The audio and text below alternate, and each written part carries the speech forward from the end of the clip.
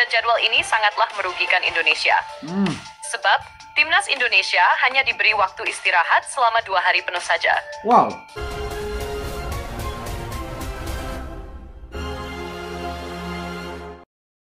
Assalamualaikum warahmatullahi wabarakatuh. Salam sejahtera, salam sepak bola. Halo guys, apa kabar? Tentu Anda dalam keadaan sehat dan berbahagia bersama keluarga tercinta dimanapun Anda berada. Teman-temanku sekalian, pada kesempatan ini kita selalu membahas tentang timnas Indonesia untuk persiapan menuju ke Piala Dunia. Namun kita harus melewati dulu ronde keempat. Ini ada berita yang wajib teman-teman dengarkan, yaitu tentang persiapan timnas Indonesia menghadapi Irak dan Arab Saudi. Kita dengar dan kita simak berita dari YTL Channel dengan judul Persiapan Ronde 4 Analisis Timur Tengah. Peringatkan, Indonesia kejutkan Irak dan Arab Saudi. Ayo kita simak, let's go. الحمد لله. انا بصراحه انت لما تطلع على الاسماء في الدور جد اسماء صعبه. يعني اندونيسيا اليوم فريق مزعج وبيكركب وممكن ياخذ. شوفنا شو سوى ازعج السعوديه يعني. لولا وجود اندونيسيا بمجموعه السعوديه في الدور الاول ربما كان صعب. وفيها السعوديه العراق اندونيسيا. سنترك الحديث عن السعوديه محسن الحارثي هنا في الاستوديو عن العراق واندونيسيا.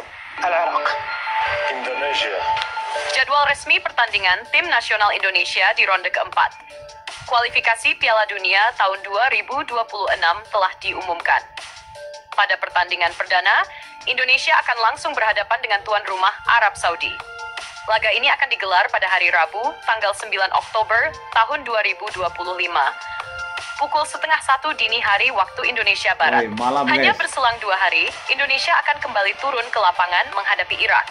Pada hari Sabtu, 12 Oktober 2025, pukul 2:30 dini hari waktu Indonesia Barat. Dari sisi waktu pemulihan, memang terlihat jelas bahwa jadwal pertandingan ini sangat menguntungkan Arab Saudi, dan jadwal Irak sedikit lebih diuntungkan daripada Indonesia, dan jadwal ini sangatlah merugikan Indonesia. Sebab, timnas Indonesia hanya diberi waktu istirahat selama 2 hari penuh saja. Sementara Irak mendapatkan waktu istirahat hampir mencapai 3 hari penuh. Sedangkan Arab Saudi sebagai tuan rumah mendapatkan keuntungan mutlak. Jadwal Arab Saudi dari pertandingan melawan Indonesia ke laga berikutnya menghadapi Irak, Saudi memiliki waktu istirahat selama 5 hari penuh. 5 hari, namun, guys. pelatih Patrick Clifford dan asistennya Alex Pastor telah menegaskan bahwa timnas Indonesia tidak akan menjadikan padatnya jadwal sebagai alasan. Para pemain disebut telah dipersiapkan secara fisik dan mental sejak jauh-jauh hari. Para pemain bahkan mengaku sudah sangat siap dan percaya diri menghadapi 2 kekuatan besar Asia tersebut, Arab Saudi dan Irak. Hal ini tidak lepas dari keberadaan wajah baru dalam skuad Garuda. Timnas Indonesia saat ini dipenuhi oleh nama-nama yang bermain secara reguler di kompetisi Eropa. Bahkan menurut data terbaru per awal bulan Agustus tahun 2025, Indonesia menjadi negara dengan total nilai pasar tertinggi di antara ketiga tim yang tergabung dalam grup ini, yakni Arab Saudi dan Irak. Menurut Transfermarkt, nilai total market value skuad Indonesia mencapai lebih dari 669 miliar rupiah, 90 juta euro. Nilai itu sangat mengungguli Arab Saudi dan Irak. Arab Saudi masih di bawah 500 miliar, sedangkan market value Irak bahkan tidak mencapai setengah dari nilai pasar Indonesia. Dengan deretan pemain berkualitas di Eropa seperti Jay Itzis, Tom Hai, Kevin Dix, Calvin Verdong, Ragnar Oratmangoen, Ole Romeni, hingga Marcelino Ferdinand, Indonesia kini menjelma menjadi salah satu tim yang bukan hanya sulit diprediksi, namun juga secara nyata setara bahkan melampaui kualitas dari Arab Saudi dan Irak. Di atas kertas, market value dan kualitas Indonesia memang lebih unggul dari Arab Saudi dan Irak. Namun dalam sepak bola semua bisa saja terjadi. Apapun bisa terjadi, termasuk sesuatu yang di luar dugaan, di luar strategi, serta bisa saja terjadi sesuatu di luar non-teknis. Dalam catatan pertemuan terakhir, Arab Saudi tentu masih mengingat bagaimana mereka dikejutkan oleh penampilan solid Indonesia yang tampil tanpa beban. Pada laga terakhir di putaran sebelumnya, Indonesia secara mengejutkan berhasil melumat Arab Saudi dengan skor 2-0. Sebelumnya, pada pertemuan pertama, kedua tim bermain imbang 1-1. Bagi publik Arab Saudi, skuad Indonesia yang mereka hadapi sebelumnya pun sudah cukup membuat repot. Apalagi kini, skuad tersebut telah berevolusi menjadi tim dengan sistem permainan yang lebih matang, dengan dominasi pemain-pemain Eropa yang berpengalaman di kompetisi kelas atas. Hal serupa juga dirasakan oleh publik Irak. Memang secara statistik, Irak mengungguli Indonesia di 2 pertemuan terakhir. Pada pertemuan pertama, Irak menang telak dengan skor 5-1. Dan pada laga kedua, Irak kembali menang 2-0. Namun, banyak pengamat Irak yang menyadari bahwa kemenangan mereka atas Indonesia terjadi pada saat skuad Garuda masih dalam masa transisi. Dan saat ini, banyak pemain baru Indonesia yang belum pernah dihadapi Irak di laga sebelumnya. Kini situasinya jauh berbeda. Para penggemar sepak bola di Irak pun tidak menampik bahwa Indonesia yang akan mereka hadapi di putaran keempat nanti adalah Indonesia yang benar-benar berbeda dari yang mereka kalahkan. Hampir seluruh pemain utama Indonesia bermain di Eropa, mulai dari bek, gelandang, sayap, lini serang, hingga kiper. Pemain inti Indonesia seluruhnya merumput di Eropa. Mereka terbiasa dengan permainan intensitas tinggi di Liga Eropa, yang mengutamakan efektivitas, kecepatan, kekuatan fisik, dan permainan bola-bola pendek yang sistematis. Dan semua itu menjadi kekuatan skuad Garuda yang akan mereka hadapi nanti. Tercatat dari 26 nama yang masuk dalam daftar bayangan Timnas Indonesia per bulan Agustus tahun 2025, sebanyak 18 pemain bermain di Eropa, 3 pemain bermain di Jepang, dan hanya 5 pemain yang bermain di Liga 1 Indonesia. Hal ini menciptakan kontras yang sangat besar dibandingkan skuad Indonesia pada 2 atau 3 tahun lalu. Tak hanya dari segi kualitas individu, kedalaman skuad Indonesia saat ini juga jauh lebih matang. Saking melimpahnya stok pemain berkualitas yang dimiliki Indonesia, bahkan pemain inti dan pemain cadangan Indonesia, mereka memiliki kualitas yang bisa dikatakan setara. Walau di atas kertas, Indonesia lebih unggul dari segi materi pemain. Namun, dalam sepak bola, kolektivitas permainan secara tim menjadi kunci kesolidan sebuah tim. Sedangkan Timnas Indonesia sendiri baru dibentuk. Dan inilah yang menjadi pekerjaan pelatih, membentuk pola dan mematangkan chemistry antar pemain. Walau secara individu pemain Indonesia berada di atas Saudi dan Irak, namun secara tim, Indonesia bisa dikatakan di bawah Saudi dan Irak. Namun bukan berarti Indonesia tim lemah, justru disitulah letak kecemasan publik Saudi dan Irak.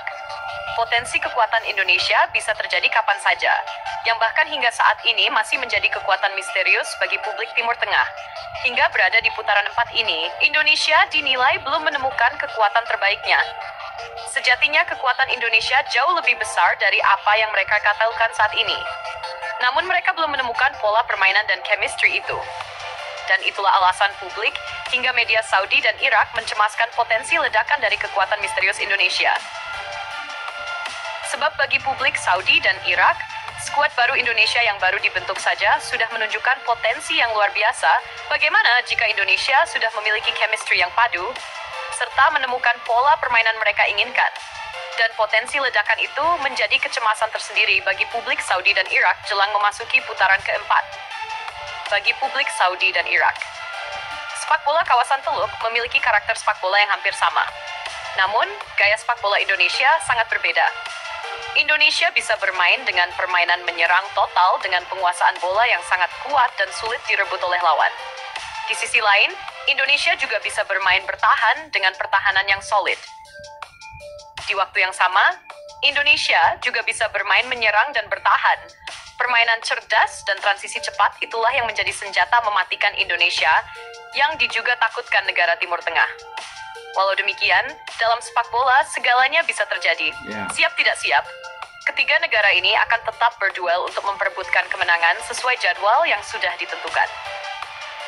Ketua Umum PSSI Erick Thohir juga sudah menegaskan pentingnya pemusatan latihan lebih awal. Para pemain diminta untuk berkumpul setidaknya 2 minggu sebelum pertandingan pertama melawan Arab Saudi. Hal ini dilakukan untuk menyatukan chemistry, mematangkan strategi, dan membangun kepercayaan diri tim. Media internasional pun mulai menyoroti perkembangan pesat sepak bola Indonesia. Salah satu media asal Inggris, The Asian Game, menyebut skuad Garuda sebagai The Dark Horse of Asia atau kuda hitam Asia yang bisa saja mematahkan dominasi negara-negara Timur Tengah di babak keempat ini. Diskusi di berbagai forum internasional, mulai dari Instagram, Twitter, hingga kanal YouTube sepak bola Asia, menunjukkan bahwa publik sepak bola Arab Saudi dan Irak justru merasa cemas menjelang laga melawan Indonesia. Banyak dari mereka mengakui bahwa di atas kertas Indonesia saat ini memang lebih unggul dari Arab Saudi dan Irak. Rasa cemas itu ada dan muncul dari publik Saudi dan Irak. Sebab, wajah baru skuad Indonesia kini berbeda dari sebelumnya. Wajah baru pemain inti skuad Indonesia saat ini sudah dipenuhi pemain yang seluruhnya bermain di Eropa, yang mana liganya jauh lebih kompetitif dari liga domestik Saudi dan liga Irak. Selain faktor itu, potensi dan kekuatan tersembunyi Indonesia hingga saat ini menjadi tim yang paling sulit diprediksi daripada 2 tahun lalu.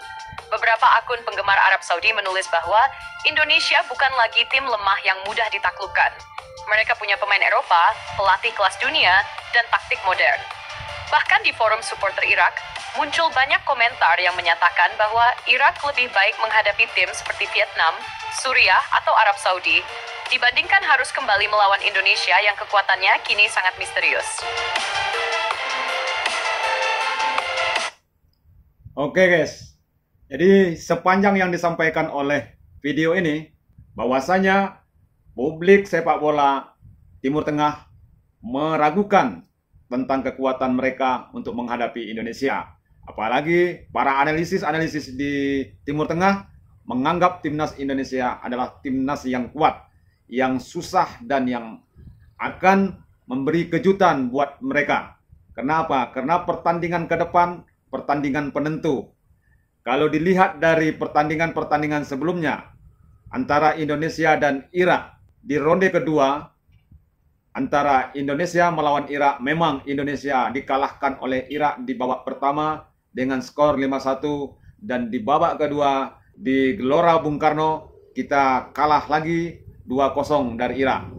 Namun di saat pertandingan itu pemain-pemain timnas Indonesia bukan seperti atau bukan orang-orang yang ada di ronde kedua kemarin. Yang sedangkan yang diragukan oleh analisis Timur Tengah adalah pemain-pemain baru timnas Indonesia yang sangat menakutkan, karena pemain-pemain timnas Indonesia berkarir di luar negeri, di Eropa. Jadi mereka merasa timnas Indonesia akan memberi kejutan buat mereka. Begitu juga menghadapi Arab Saudi. Arab Saudi juga merasa menghadapi Indonesia ke depan itu adalah tantangan berat, karena di pertandingan di ronde ketiga kemarin Arab Saudi tidak bisa mengalahkan Indonesia. Malahan Indonesia yang mengalahkan Arab Saudi. Di babak pertama di kandangnya Arab Saudi skor 1-1, sedangkan di kandang Indonesia Arab Saudi kalah 2-0 oleh Indonesia. Timnas Indonesia di ronde keempat ini akan lebih menakutkan lagi, karena timnas Indonesia cuma kekurangannya chemistry. Apabila chemistry antara pemain itu terjalin dengan kuat, tentu timnas Indonesia semakin tangguh dan semakin kuat. Itulah yang ditakuti oleh para analisis Timur Tengah, menganggap Indonesia lebih kuat dari Irak dan Arab Saudi. Apa yang disampaikan analisis tadi, semoga itu menjadi kenyataan. Indonesia bisa melaju ke Piala Dunia. Kita doakan teman-teman. Jangan lupa dukung, like, dan komen di video ini. Sampai jumpa. Bye-bye.